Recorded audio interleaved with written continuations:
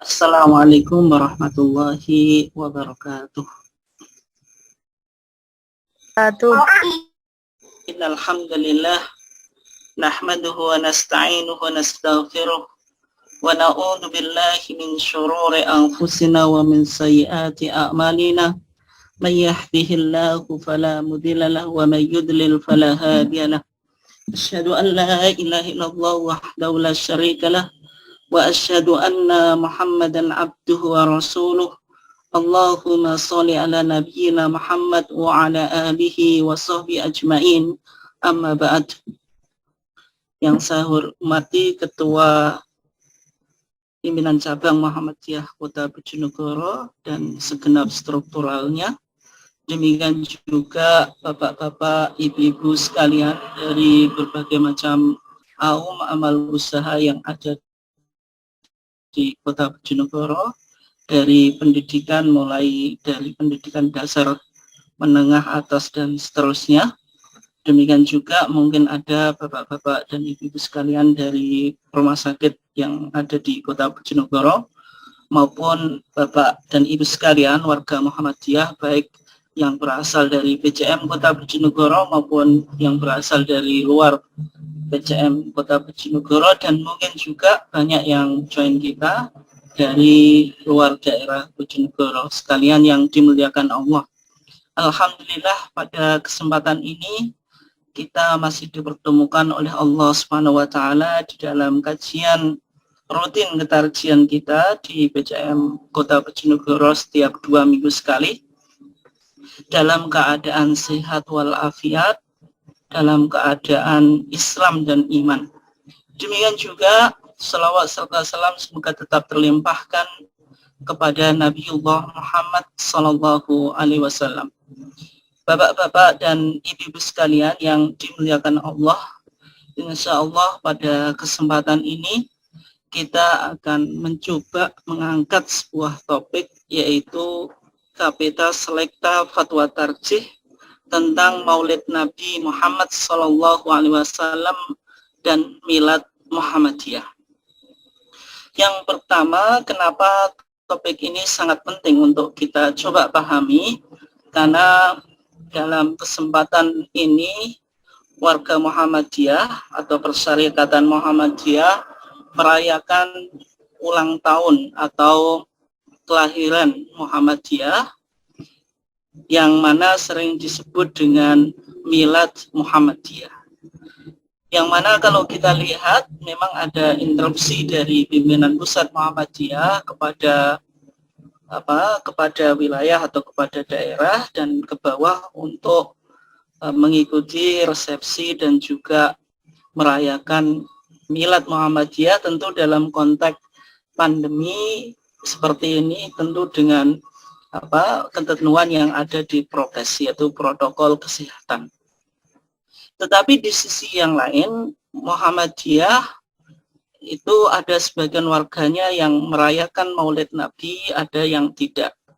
Sehingga yang menjadi pertanyaan, yang sering menjadi pertanyaan di kalangan warga Muhammadiyah, kenapa warga Muhammadiyah sepakat untuk merayakan Milad Muhammadiyah, di sisi yang lain warga Muhammadiyah mungkin ada yang merayakan Maulid Nabi dan ada yang tidak. Itu tergantung situasi dan kondisi ataupun ijtihad masing-masing warga Muhammadiyah yang berasal dari beberapa daerah yang ada di Indonesia. Sehingga saya kira topik ini, karena kita momentumnya yaitu momentum Milad Muhammadiyah, sehingga topik ini perlu untuk kita coba kaji, untuk kita coba pahami di dalam kesempatan ini. Dan terutama besok PDM Kota Bojonegoro akan juga merayakan resepsi Milad Muhammadiyah, sehingga penting kita akan coba pahami bagaimana sebenarnya tarjih memandang isu yang sering menjadi perdebatan atau kontroversial di kalangan masyarakat. Yang pertama tentang perayaan Maulid Nabi, kemudian yang kedua ini intern atau khusus bagi warga Muhammadiyah, yaitu merayakan Milad Muhammadiyah. Bapak Ibu sekalian yang dimuliakan Allah, kita akan coba pahami di dalam Muhammadiyah, ketika Muhammadiyah memandang suatu perkara atau masalah, Muhammadiyah berusaha untuk memetakan mana wilayah yang disebut dengan agama dan mana wilayah yang disebut dengan dunia. Sehingga di dalam kitab Masalah 5 atau kitab Masail Al-Khams yang ada di HPT jilid 1, di HPT kita jilid 1 itu ada pembahasan tentang ma huwa din, apa itu agama, kemudian yang kedua ma hiya dunya, apa itu dunia. Nah, ini penting karena Muhammadiyah ingin mencoba memetakan dua hal ini. Jadi ketika perkara atau masalah itu masuk di dalam konteks masail diniyah atau masalah diniyah, artinya kita harus melihat teks atau melihat nas atau melihat dalil, dan tidak boleh kita melakukan inovasi atau kreasi atau apa yang disebut dengan bid'ah. Yang kedua, karena nanti kita akan coba bahwasanya tajdid yang dilakukan oleh Muhammadiyah di dalam bidang ibadah dan akidah, tajdidnya berupa purifikasi. Dalam bidang akidah, misalnya mencoba membersihkan akidah Islamiyah ini dari penyakit-penyakit tauhid. Misalnya syirik, menyekutukan Allah, kemudian ada khurafat, ada takhayul, yang semuanya ini merupakan penyakit-penyakit yang ada di dalam keyakinan atau akidah. Dalam bidang ibadah, maka Muhammadiyah berusaha mencari bentuk ibadah yang mendekati atau yang sesuai dengan apa yang dipraktekkan oleh Rasulullah dan menghindari adanya kreasi dan inovasi. Kreasi dan inovasi di dalam masalah ibadah itu yang disebut bid'ah. Ini kenapa Muhammadiyah ingin membedakan dua perkara atau dua masalah ini. Kemudian yang kedua, perkara atau masalah itu bisa disebut dengan muamalat dunyawiyah, yaitu yang berkaitan dengan interaksi sesama kita atau interaksi sosial atau masalah-masalah yang bukan menjadi tugas para nabi. Yang mana di dalam masalah ini tajdid yang dilakukan oleh Muhammadiyah, tajdid dalam artian mendinamisasi kehidupan kita dengan semangat kreatif dan inovatif sehingga sesuai dengan tuntutan zaman dan konteks kekinian. Artinya di sini kita boleh melakukan kreasi dan inovasi sesuai dengan perkembangan zaman, sesuai dengan capaian ilmu pengetahuan. Ini dalam bidang muamalat dunyawiyah. Artinya dalam muamalat dunyawiyah, dalam bahasa yang mungkin agak vulgar, kita bisa mengatakan kita boleh melakukan bid'ah. Tapi bid'ah dalam konteks keduniaan. Tapi dalam masalah agama, Muhammadiyah sangat rigid, tidak boleh kita melakukan kreasi dan inovasi. Oleh sebab itu, cara atau manhaj kita di dalam melihat sesuatu itu harus dipetakan dulu. Mana perkara agama dan mana perkara keduniaan. Oke. Oleh sebab itu, Bapak Ibu sekalian yang dimuliakan Allah, untuk mencoba memahami peta pemikiran di dalam Muhammadiyah, perlu kita coba pahami agama dalam perspektif Muhammadiyah. Di dalam kitab Masail Al-Khams, kitab 5 masalah, maka Muhammadiyah menjelaskan ma huwa din, yaitu apa itu agama. Maka di sana didefinisikan yang disebut agama itu ma anzalahu Allahu fil Quran au ma ja'at bihi as-sunnatu as-sahihah.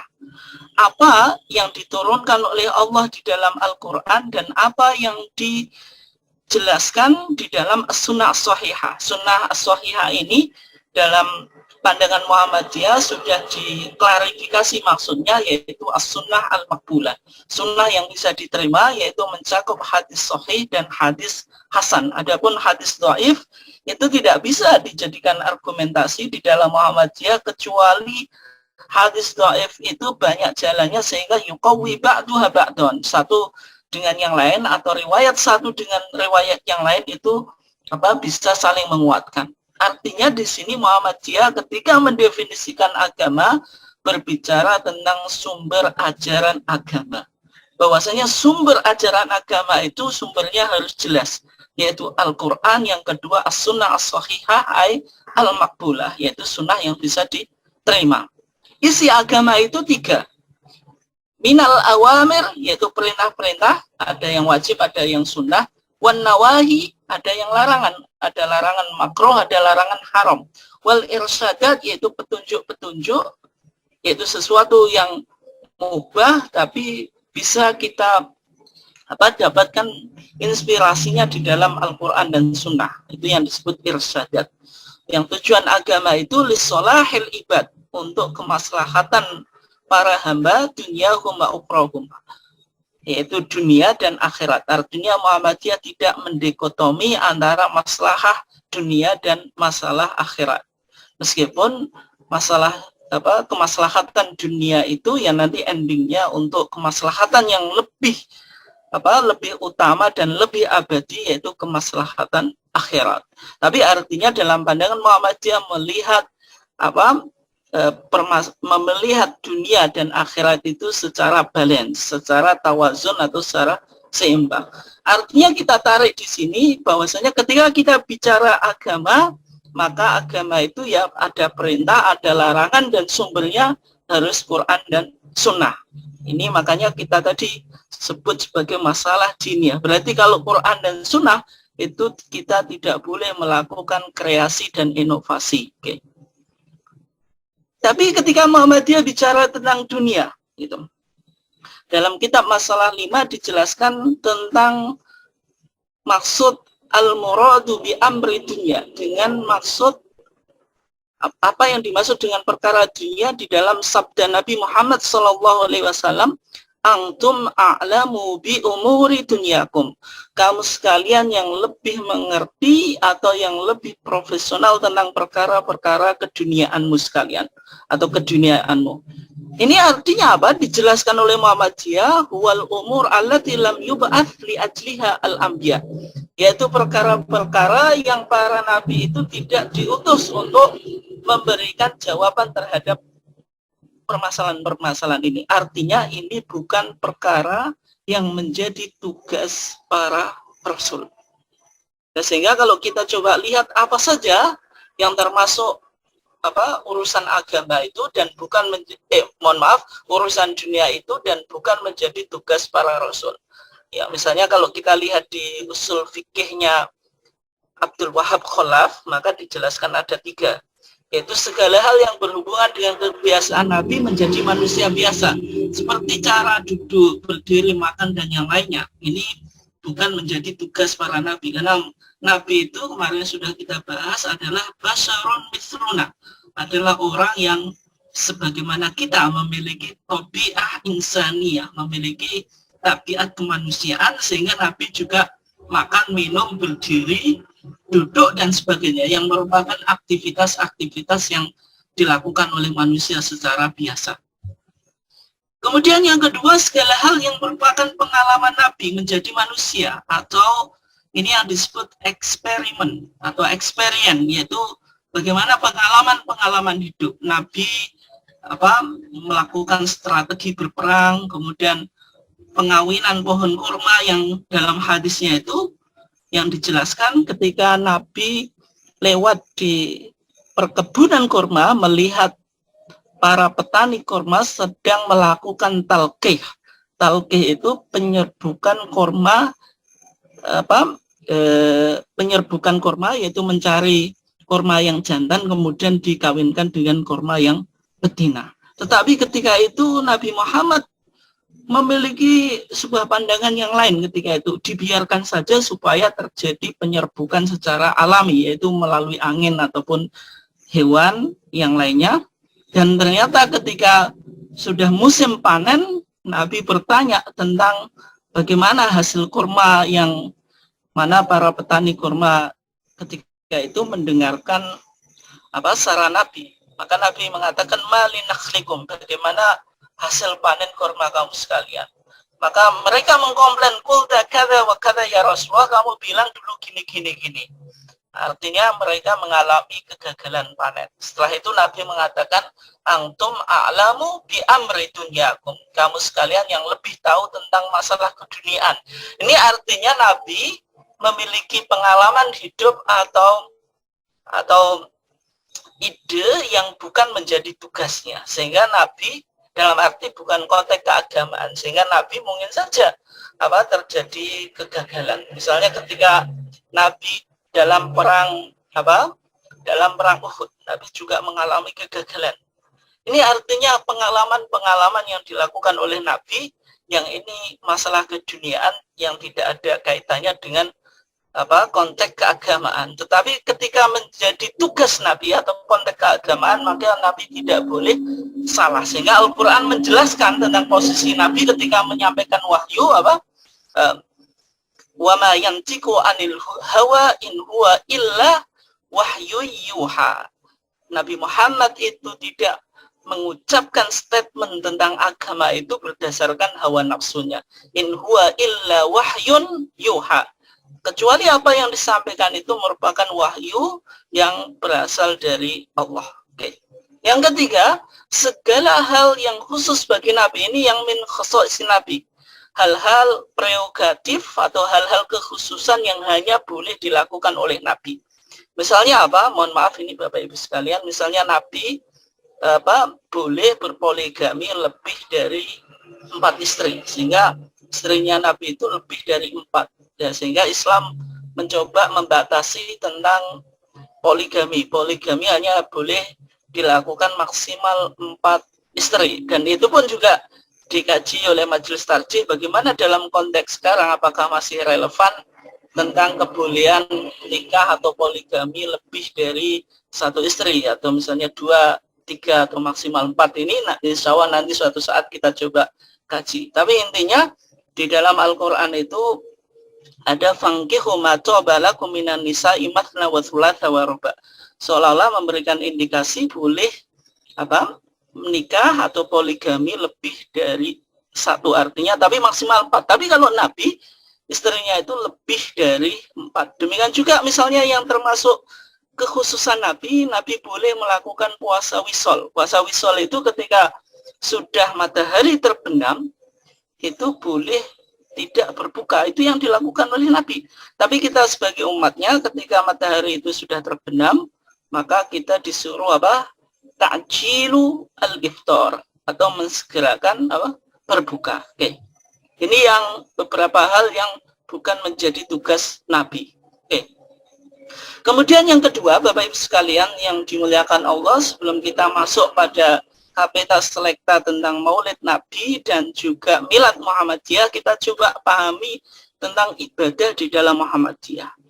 Di dalam pandangan Muhammadiyah, ibadah itu bisa diklasifikasikan menjadi 2. Ada ibadah mahdhah, ibadah khusus. Yang kedua, ibadah ghairu mahdhah atau ibadah umum. Karena intinya Muhammadiyah itu memahami bahwasanya esensi tujuan kita hidup itu hanya untuk ibadah.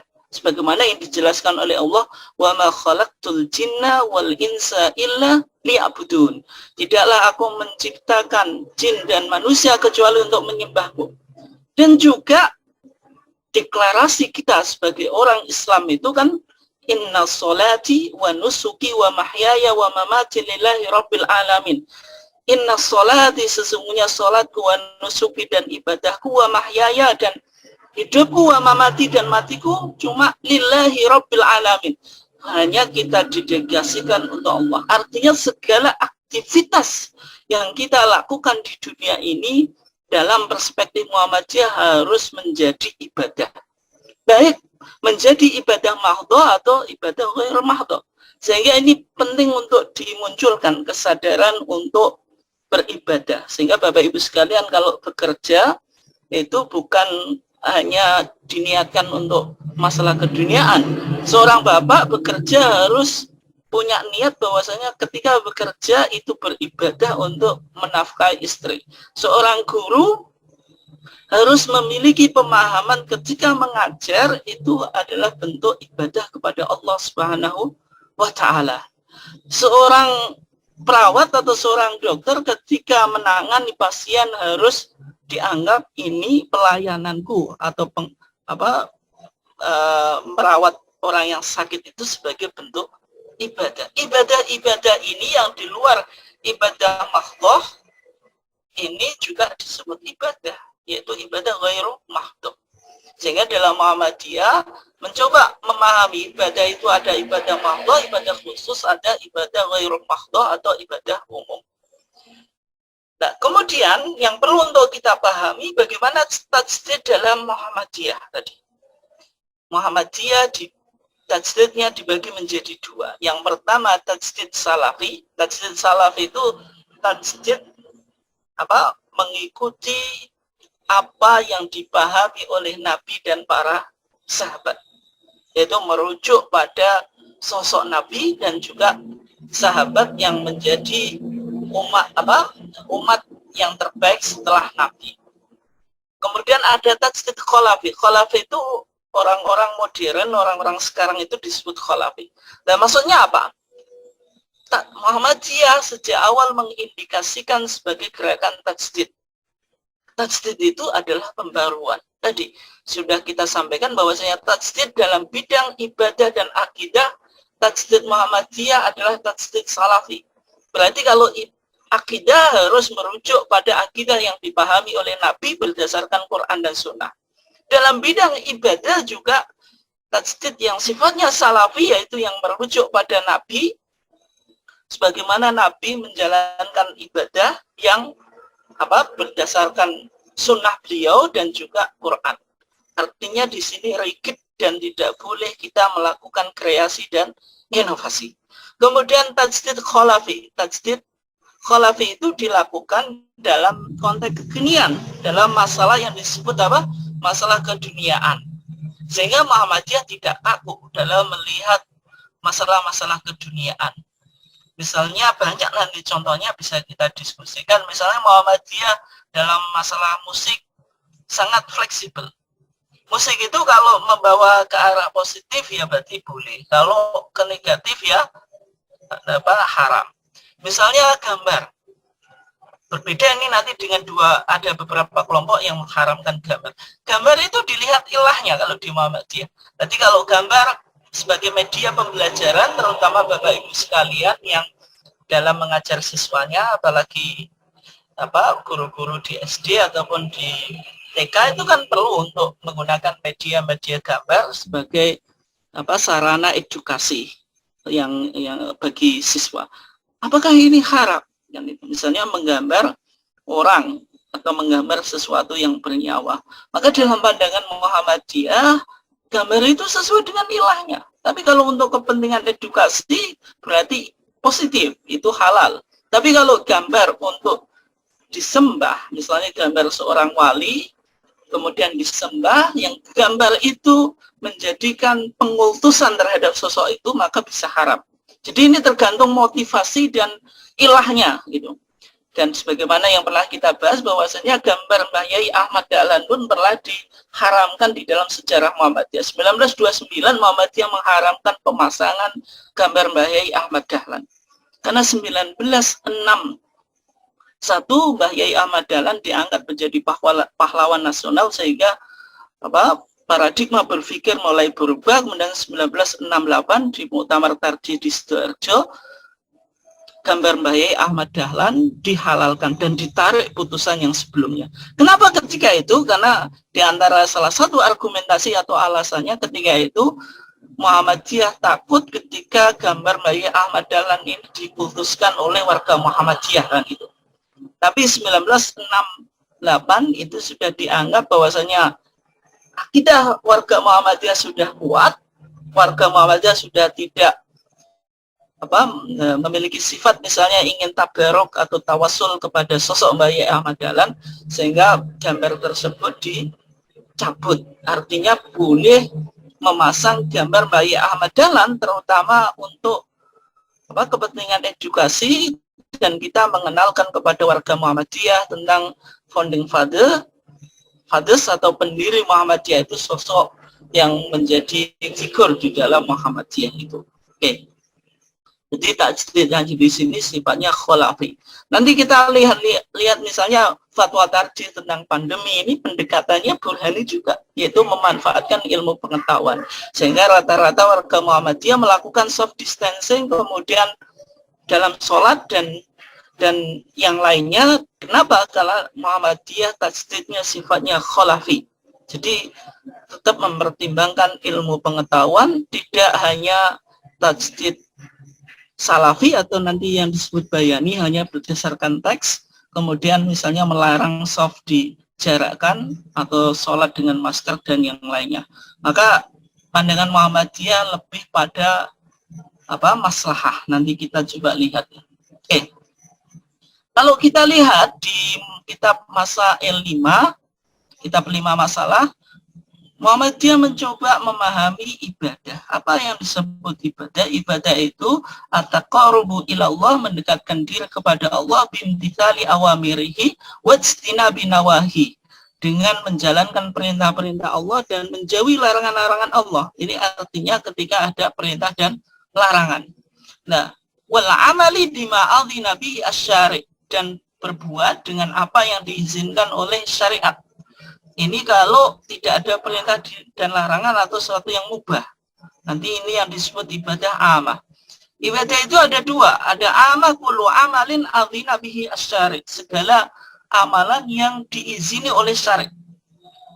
Nah, misalnya makan dan minum, tidur, duduk, dan sebagainya, itu bisa menjadi ibadah kalau kita niatkan ibadah. Kalau khos, ibadah khusus itu mahaddadahu asy-syari' fiha bijuz'iyat wa hay'at wa kaifiyat makhsusah, yaitu ibadah yang sudah ditentukan tata caranya atau kaifiyahnya secara spesifik oleh syariat. Misalnya sholat, ya sudah ditentukan bagaimana kita membaca takbir, bagaimana membaca Al-Fatihah, bagaimana doa rukuk, doa sujud, dan sebagainya. Maka itu yang disebut dengan kaifiyatus sholat. Haji juga semacam itu, puasa juga semacam itu, karena itu disebut ibadah khosoh atau ibadah makhduh. Oke. Ibadah tadi ada dua, ada ibadah umum, ada ibadah khusus. Bagaimana kita memahaminya? Kalau ibadah umum atau ibadah general itu cara memahaminya tek-tek agama atau nusus diniyah itu dipahami secara kontekstual dengan pendekatan burhani, yaitu pendekatan rasional dan ilmu pengetahuan mutakhir atau kekinian. Ini secara umum ya. Manusia diberikan otoritas untuk berkreasi dan inovasi. Sehingga ada kaidah apa? Al-aslu fil asya al-ibaha. Hukum asal segala sesuatu itu boleh. Hatta yadulla dalilu ala khilafi. Sampai ada dalil yang menjelaskan tentang keharamannya. Sehingga segala aktivitas yang kita lakukan ini secara umum halal. Jual beli, kemudian macam-macam itu halal. Jual beli secara umum halal. Kecuali dijelaskan oleh syariat, misalnya ada jual beli yang tidak boleh dilakukan, misalnya jual beli yang terjadi gharar, penipuan, kemudian ada unsur riba dan sebagainya. Oke. Kemudian yang kedua ibadah khusus, ibadah spesifik. Cara memahami kita bagaimana? Bagaimana cara kita memahaminya, yaitu tek-tek agama atau nusus diniyah dipahami secara orisinil, tekstual, literal dengan pendekatan bayani atau pendekatan tekstual. Ini secara umum. Tidak boleh ada kreasi dan modifikasi atau bid'ah dari manusia. Karena kaidahnya al-aslu fil ibadati at-tahrim. Hukum asal dari ibadah itu haram. Hatta yadulla dalilu ala khilafi. Sampai ada dalil yang memerintahkan. Atau al-aslu fil ibadah atau kif wal ittiba. Hukum asal ibadah itu harus berdasarkan dalil atau mengikuti Nabi. Tidak boleh kita berkreasi atau memodifikasi. Sehingga sholat yang kita lakukan itu harus nunggu dalilnya. Sehingga Muhammadiyah agak selektif terhadap beberapa misalnya sholat-sholat sunnah yang memang dalilnya belum bisa diterima. Misalnya ada sholat awwabin, sholat antara maghrib dan isya dilakukan 20 rakaat atau 6 rakaat atau 2 rakaat, itu ternyata dalilnya juga tidak begitu kuat. Misalnya tentang sholat tasbih, meskipun ada yang menganggap hadisnya sahih, bagi Muhammadiyah belum dilakukan. Kenapa kok demikian? Ya, karena Muhammadiyah mensyaratkan dalam masalah ibadah ini hukum asalnya haram, dan kalau dalilnya itu minimal karena kriterianya sunnah makbulah, minimal berarti hasan. Kalau tidak bisa dari dhaif menjadi hasan itu maka tidak boleh diamalkan. Itu dalam pandangan Muhammadiyah. Oke. Bapak Ibu sekalian yang dimuliakan Allah, dari beberapa pengantar tadi ada perkara dunia, ada perkara keagamaan, kemudian ibadah itu ada ibadah umum, kemudian ada ibadah khusus, kemudian juga tajdid dalam Muhammadiyah itu dua, ada tajdid salafi, ada tajdid kholafi. Sekarang kita coba lihat bagaimana Muhammadiyah melihat hukum memperingati Maulid Nabi gitu. Oke. Kalau kita lihat di TJA tanya jawab agama jilid 4, nanti Bapak Ibu sekalian yang di rumah bisa cek di sana halaman 271, 272. Di sana ada fatwa yang berkaitan dengan peringatan Maulid Nabi. Yaitu pertanyaannya, apakah peringatan Maulid Nabi itu apakah dibenarkan atau termasuk bid'ah? Itu inti dari pertanyaannya. Maka dalam menjawab pertanyaan ini, coba kita lihat Bapak Ibu sekalian, nanti kita analisa dan diskusikan bagaimana cara tim Fatwa Tarjih menjawab pertanyaan. Maka cara menjawabnya, di sana dikatakan memperingati hari kelahiran seseorang termasuk kelahiran Nabi, tidak ada tuntunan untuk itu. Artinya yang berupa perintah maupun yang berupa perbuatan maupun perintah untuk mengadakannya. Tetapi juga tidak ada nas yang melarangnya. Artinya kalau kita cari dalil tentang Maulid Nabi, apakah misalnya Nabi merayakan Maulidnya, maka tidak ditemukan. Karena perayaan Maulid, nanti kita coba lihat Bapak Ibu sekalian, itu baru diadakan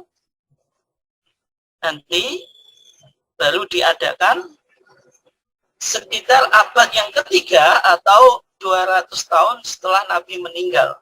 Yaitu peringatan Maulid yang pertama kali diadakan oleh Al-Mudhaffar Abu Sa'id. Nanti bisa dilihat di buku ini juga. Ini seorang raja dari Irbil, ini yang mengenalkan tentang perayaan Maulid Nabi. Misalnya di kitab Al-Hawi lil Fatawi oleh Imam As-Suyuti juga sama. Maksudnya di sini di buku saya, wa awwalu man ahdatsa fi dzalika sahibu Irbil Al-Malik Al-Mudhaffar Abu Sa'id. Ini wa kana ya'mal al-maulid asy-syarif fi Rabiul Awal wa yahtafilu ihtifalan hailan. Ini bisa ditemukan di kitab fatwanya atau Al-Hawi lil Fatawi yang ditulis oleh Al-Imam Jalaluddin As-Suyuti. Ini bisa dilihat. Oke. Artinya Nabi tidak pernah merayakan Maulid ketika Nabi hidup. Sehingga tadi Tarjih menjelaskan bahwasanya tidak ditemukan perbuatan Nabi dalam merayakan Maulid, tidak ditemukan Nabi melarang merayakan Maulid atau memerintah tentang perayaan Maulid, gitu. Karena tidak ada nas yang menyuruh dan yang melarang, maka dapat dimasukkan dalam ijtihadiyah. Berarti kalau tidak ada perintah dan larangan, ini masalah ijtihadiyah. Masalah apa? Ijtihadiyah. Maka ketika ini masuk di wilayah masalah ijtihadiyah, maka ada beberapa step atau beberapa cara bagaimana kita melakukan ijtihad. Yang pertama, karena tidak ada nas, maka ijtihad yang kita lakukan adalah ijtihad qiyasi. Ijtihad qiyasi itu maksudnya menganalogikan sebuah kasus yang tidak ada hukumnya secara tekstual dengan kasus yang ada hukumnya secara tekstual di dalam hukumnya.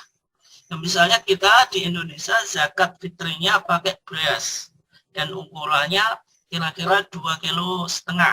Itu tidak ditemukan di dalam hadisnya karena Nabi ketika zakat fitri itu dengan kurma kan itu. So'an min tamr, satu sok itu berapa? Di sana ukurannya sok, sehingga dikonversikan di Indonesia menjadi 2,5 kilo kurang lebih. Nah, ini kan berarti ijtihad qiyasi karena makanan dinilai kesamaannya kurma dengan beras itu apa? Sama-sama makanan pokok. Berarti diambil kesimpulan zakat fitri itu juga boleh dengan beras itu yang dinamakan ijtihad qiyasi, yaitu menganalogikan sebuah kasus yang tidak ada hukumnya secara tekstual dengan kasus yang ada hukumnya secara tekstual karena memiliki persamaan illah atau motivator atau indikator. Oke. Kalau menggunakan ijtihad qiyas harus terpenuhi rukun qiyas. Nanti ada 4. Ya, ada asal pokok, ada farak cabang, ada hukum, ada ilah. Suatu saat nanti kita bahas. Itu harus terpenuhi. Kalau tidak, berarti kiasnya batal. Gitu. Oke, kemudian Majelis Tarjih mengutip tentang apa yang disebutkan di dalam At-Tanbihat al-Wajibat liman yasna'ul maulida bil munkarat. Peringatan yang bersifat wajib bagi orang yang menyelenggarakan maulid dengan hal-hal yang mungkar. Buku ini ditulis oleh Hadratus Syekh Kiai Haji Hasyim Asy'ari yang merupakan pendiri NU. Di dalam buku tersebut disebutkan pendapat Syekh Yusuf bin Ismail An-Nabhani. An-Nabhani dalam kitabnya Al-Anwar Al-Muhammadiyah menyatakan bahwa Nabi itu dilahirkan di kota Mekah, di rumah Muhammad bin Yusuf, dan disusui oleh Suwaibah budak Abu Lahab. Misalnya mohon maaf ini Bapak Ibu sekalian ada kitab berjanji. Ini kitab apa? Berjanji. Maka di sana wa ardu'athu ummuhu ayyaman thumma ardu'athu Suwaibah Islamiyah allati a'taqaha Abu Lahabin hina wafathu inda miladihi alaihi salatu wassalam bibushrahu. Bahasanya Nabi Muhammad itu setelah dilahirkan oleh ibunya yaitu Aminah Az-Zuhriyah itu beberapa hari kemudian disusukan oleh Suwaibah Islamiyah, yang mana Suwaibah ini dimerdekakan, seorang budak wanita dimerdekakan oleh Abu Lahab ketika mendengar kelahirannya Nabi Muhammad. Sebagai bentuk kegembiraan terhadap kelahiran Nabi Muhammad, maka Abu Lahab itu memerdekakan budaknya, yang nanti budaknya ini menyusui Nabi, namanya apa? Suwaibah. Itu. Nah, cerita ini menunjukkan Nabi Muhammad, menunjukkan Abu Lahab ketika gembira dengan kelahirannya Nabi, maka Abu Lahab itu mendapatkan keringanan siksa di neraka. Karena Al-Quran sendiri menas tentang masuk nerakanya Abu Lahab. Tabat yada abi lahabiyu watab. Orang yang sudah dinas oleh Al-Quran akan masuk neraka, yaitu siapa? Abu Lahab. Abu Lahab sebagai penghuni neraka itu akan mendapatkan dispensasi atau keringanan siksaan setiap malam Senin. Kenapa? Karena Abu Lahab ini pernah bergembira dengan kelahirannya Nabi dengan memerdekakan budaknya wanita yang bernama siapa? Suwaibah, yang kemudian menyusui Nabi. Nah, Abu Jazari menggunakan kiasnya. Kalau Abu Lahab yang kafir saja mendapat kebaikan karena senang di hari kelahiran Nabi, tentu orang Islam akan mendapat balasan dari Allah kalau juga merasa senang di hari kelahirannya itu.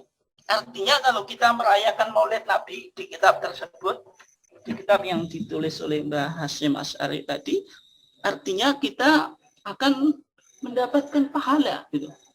Dan ini sebagaimana Abu Lahab saja diberi keringanan karena senang pada hari kelahirannya Nabi.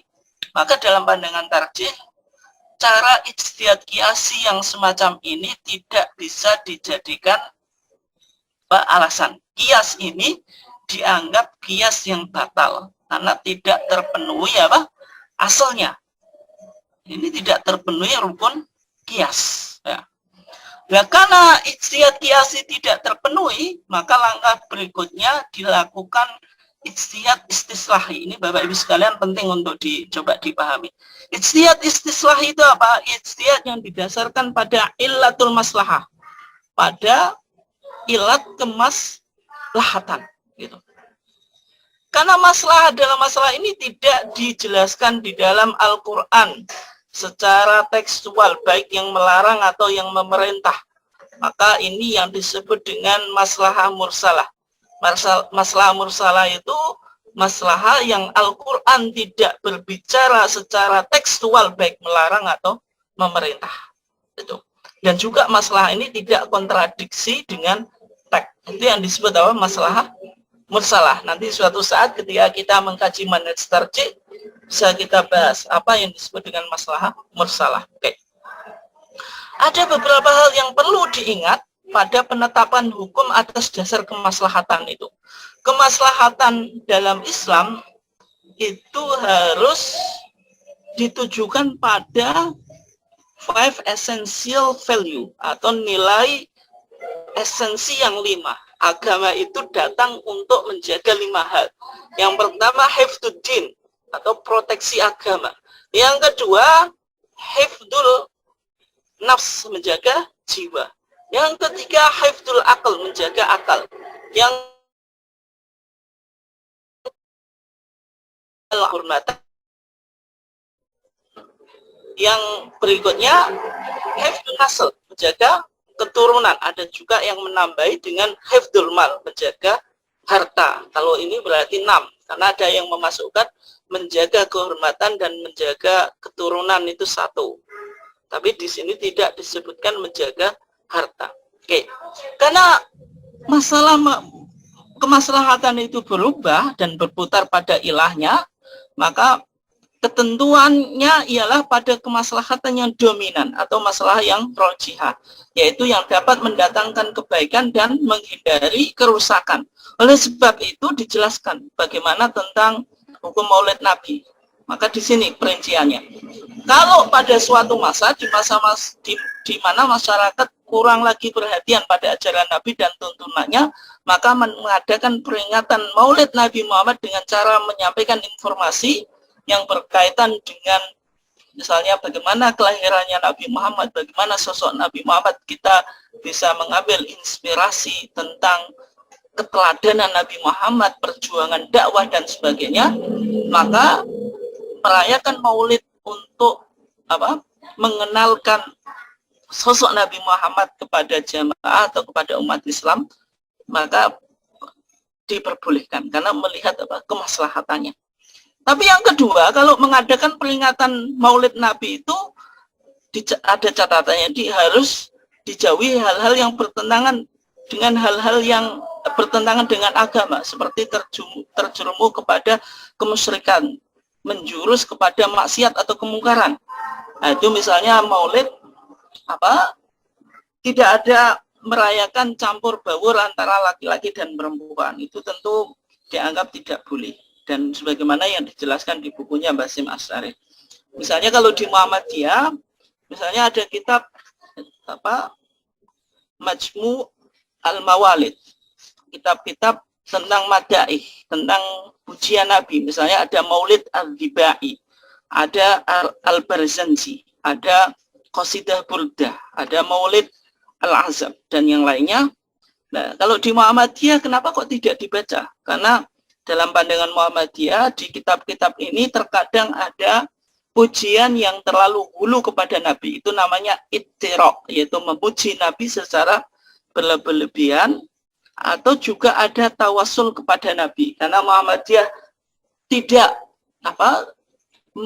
memandang Nabi, tidak terlalu berlebihan dalam arti tidak memuji secara berlebihan, dan juga dalam pandangan Muhammadiyah, ini perspektif Muhammadiyah, bukan berarti yang lainnya salah ya, tapi ini yang dipahami oleh Muhammadiyah. Muhammadiyah tetap mengedepankan toleransi dan tidak mengklaim paling benar ya. Sehingga tadi tawasul kepada Nabi atau kepada jah Nabi setelah meninggal itu tidak diperbolehkan dalam Muhammadiyah, meskipun mungkin kelompok yang lain melakukan. Sehingga misalnya Barzanji atau Riba itu sebenarnya isinya banyak yang baik, tapi ada beberapa hal yang mungkin berlebihan atau hulu, sehingga bagi warga Muhammadiyah tidak dianjurkan untuk membaca buku ini ketika merayakan maulid ya, karena harus tahu artinya ya. Kalau redaksi-redaksi yang menceritakan tentang kisah Nabi yang tidak melakukan pujian secara hulu atau tidak ada tawasul, itu tidak ada masalah. Tapi ketika kita atau misalnya dengan tidak paham bahasa Arab, maka itu akan menjadi problem karena tidak bisa membedakan kalimat yang dibacanya itu. Sehingga nanti dalam perayaan maulid Nabi di Muhammadiyah tidak ada tradisi misalnya pembacaan riba atau barzanji. Dan juga ketika pembacaan ini dianggap bagian yang harus dilakukan dalam rangkaian perayaan Nabi, nanti bisa masuk kepada konteks ibadah. Ketika sesuatu ini dianggap ibadah, maka ternyata bukan ibadah, itu menjadi masalah tadi. Oke.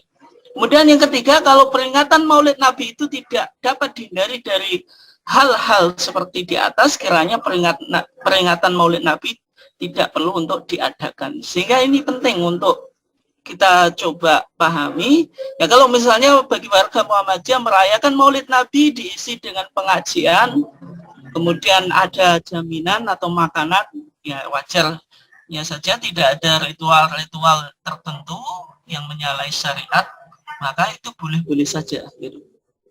Misalnya kita merayakan Maulid Nabi dengan apa?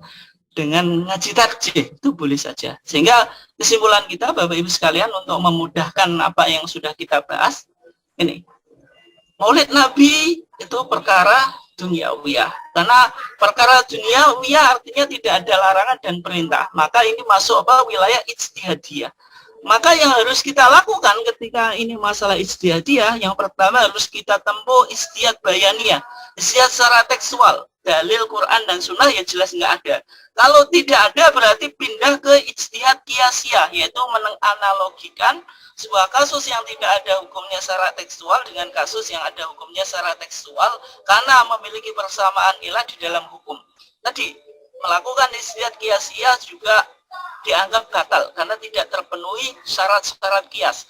Maka yang harus dilakukan apa? Ijtihad istislahi, yaitu ijtihad yang berdasarkan motivator atau ilat kemaslahatan kita merayakan Nabi. Kalau diperlukan untuk meneladani sosok Nabi, misalnya Bapak Ibu sekalian di Aum atau di sekolah Muhammadiyah misalnya menjadikan momen Maulid Nabi itu diisi pengajian yang pengajiannya ya tidak ada bacaan-bacaan tertentu, pokoknya normalnya pengajian ya itu monggo dan itu diperbolehkan. Tapi ketika ada ritual-ritual pembacaan tertentu, misalnya ada qasidah tadi yang diisinya ada beberapa hal yang mungkin bertentangan dengan pemahaman akidah Muhammadiyah, maka itu tidak perlu untuk dilakukan.